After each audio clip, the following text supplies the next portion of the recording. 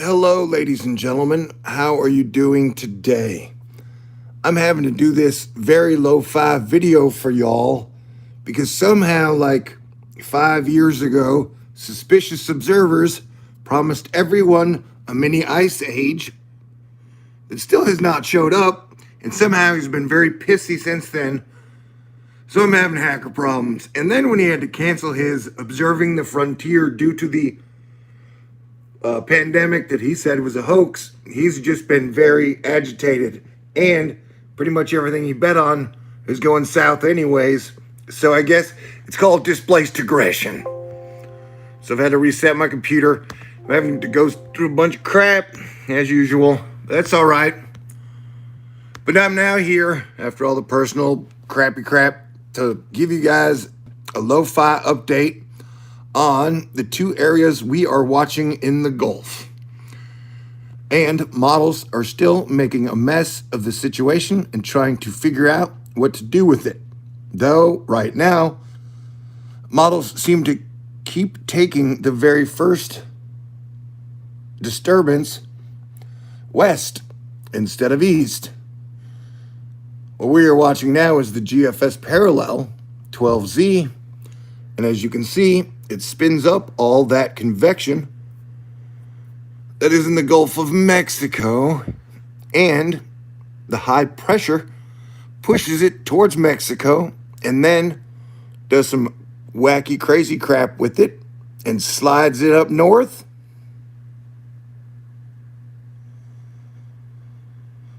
And then holds it for a while and smacks it straight into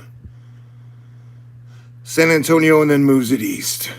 Now, let's kick on over to my unofficial official partner in weather crime prevention, Cranky Weather Guy. And he's talking about a look at the two entities in the mid-range tropical development time frame. A small supportive envelope in the northwest Caribbean Yucatan region where the first resides. Meager environment keeps the second entity going until it reaches the supportive bubble. Hostile everywhere for now. So we've got two areas we are watching. Number one over here, and then number two, which will be moving in. And at this exact moment, look, it's 2020. So not a lot of people, I would say right now, like nobody knows what's going to happen next. And it is definitely October.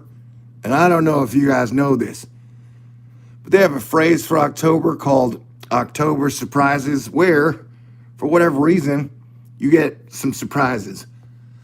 And whereas most of the time, surprises can be good, October surprises are traditionally negative. It's like stock market crashing or finding out, just negative stuff about some type of major political interest. And so I would definitely be prepared for some type of an October surprise. But regardless of any type of hurricane or tropical cyclone development, I think we can see two large areas of precipitation that are pretty dang big. And overall, we've got a lot to deal with. And so even if neither one develops, they're going to bring us a whole lot of rain and possibly a whole lot of trouble. And then we have the Eris alignment on the 17th of October. And so we can either get like a hurricane around then, and if that does not happen, what will happen is we will get a very, very big wind event that spans multiple states. That one you can almost book and count on. And so, oh my God, it's going to get cold in some places. There it is. Proof of the ice age. And that's what I'm wondering about. Like, there are major heat records being broken. There are cold records being broken. So it's like the grand solar minimum side is always like, we only see the cold. And the human-caused climate change is like, we only see the heat. And so it's like everything has become political. And man, I got to tell y'all, weather was so much more enjoyable to do before that exact same team tried to politicize weather. I mean, both teams politicize weather, but that's what I'm saying. Just like, it's just crazy how like everybody on the human caused climate change is a Democrat and everybody on grand solar minimum, mini ice age, is like a Republican. And did we really have to politicize weather? Like, seriously? Do we have to politicize everything? You know, politics is no fun. I mean, did you guys watch the freaking debate? Like, that had to be the biggest empathy kick in the nuts I've ever felt in my life. Like, I literally felt despair after that debate because both candidates showed that, like, why have we bet our entire future on two men who may or may not be physically capable to drive a car? You know, like, anywho. Oh, yeah, so it is October, and you have like a Mars squaring Eris, Pluto, Saturn. So everybody's just going to be unhappy.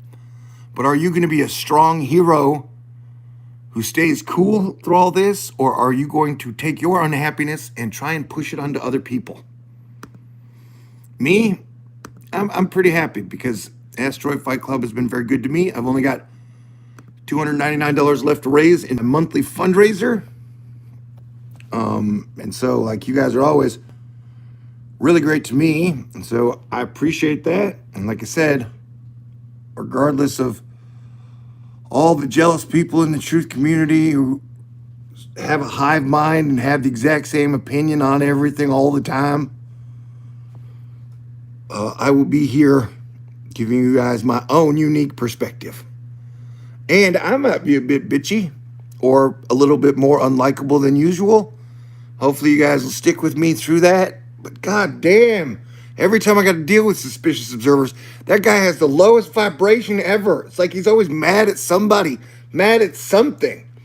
Is your marriage that bad, dude? Like, why is your vibration always so low? I mean, do you pour that shit on your kids?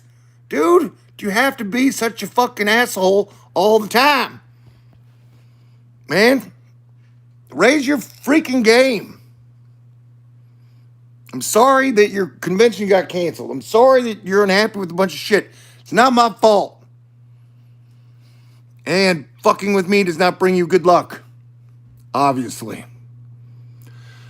Yeah, so the gem shows us the Crystal River solution, which I don't want, by the way. I mean, I don't want, it'd be nice not to have any hurricanes. It'd be nice not to have a civil war. It'd be nice to have people get along. But after trying to get people to get along for 8 years, I'm pretty sure that's not going to happen during October.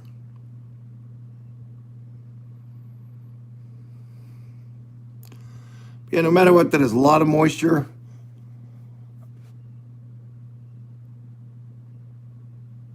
And that shows one of the major storms moving up through the Panhandle and the base shaft.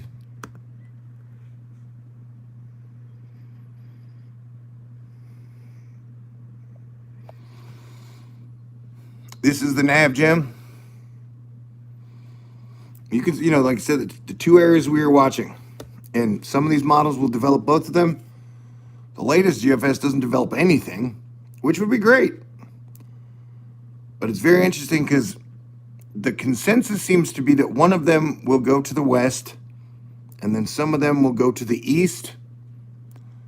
This thing could develop as soon as 5 days from now, which would be about 120 hours.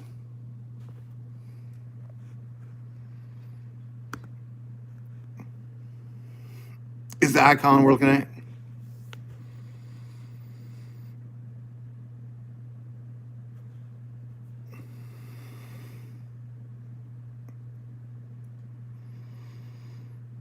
And as I mentioned before, I am not emotionally invested in either Biden or Trump.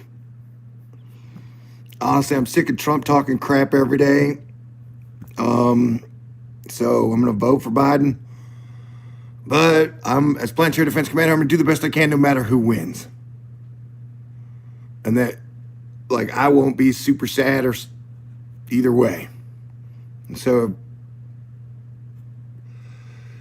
if, your life depends on one way or the other, then it's just going to be a rough 3 months. Because I don't think the election is going to be decided until like December, if even then. This is the euro. The euro shows no development and the system moving to the west. And then this is the GFS 6 hour. And it also shows the system being pushed to the west.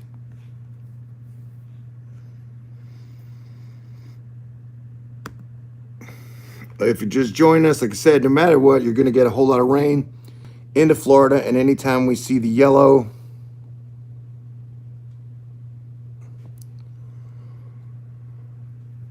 so the precipitation is seeming to hint that the lows are going to go to the east, even though the models are starting to hint it's going to go west.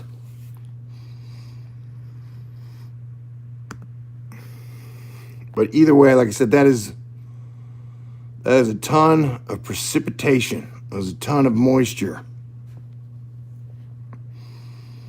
And some people might say, how do you know it's SO? And well, like, pretty much my computer gets dive bombed 10 minutes after he posts his video, which he does every morning. Because that's like what hackers do. They try to mess with you, mess with your mind, and they always want to let you kind of know who's messing with you. Like I said, that dude is he's just jealous, man. He's envious. I'm sorry, you could have at some point gotten a sense of humor. You didn't have to bet all your eggs on Grand Solar Minimum. You didn't have to bet all your eggs on a mini ice age that 5 years later still hasn't showed up. You didn't have to bet all your eggs on Trump and politics. The weather community and the truth community would have been better off if everybody would just stayed out of politics like I've been doing. Anyway, we knew the harvest moon was going to be totally intense. And so, yeah, dude, just get ready for October for people to be freaking losing their minds. And if you want to do something funny, look up Suspicious Observers. He has an app for danger and earthquakes and stuff. Go read the reviews on that thing. Look up Suspicious Observers app, the disaster app. And if you want a good laugh, read all the reviews on it. And it says that if you take the app, it goes in and rewrites your SD card, and it gives his side all the permissions to rewrite stuff on your phone or your app. So, like, you can literally go in and rewrite all your contacts and everything on your SD card. And the people are questioning, why would he need to do that? And the answer is pretty obvious. Because that's just the type of dude he is.